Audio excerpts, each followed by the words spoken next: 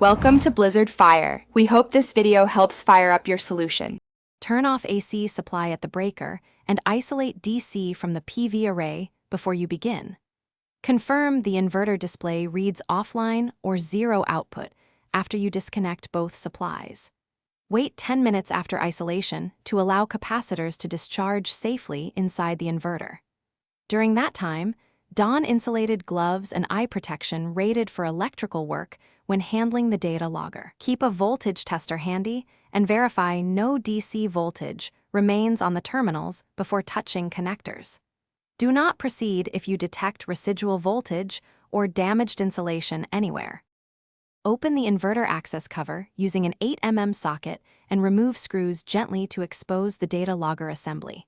Locate the logger module and identify the RJ45, 3, 5mm or proprietary connector attached to the inverter communications board. Unplug the RJ45 or 3, 5mm connector and label it to preserve wiring orientation for later reconnection. If the logger is secured with a small grounding bolt, use an 8mm wrench to loosen that bolt and free the module. Gently slide the logger out of its bracket, keeping cables clear of sharp metal edges.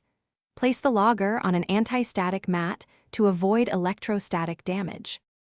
Verify communication is disabled by checking the inverter interface after logger removal and ensure no error lights indicate faults.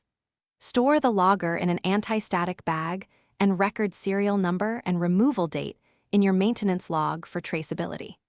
Inspect cable insulation and terminal screws and tighten any loose connections identified during removal. Reattach the inverter cover and restore AC supply only after confirming safe conditions and no visible debris inside the enclosure.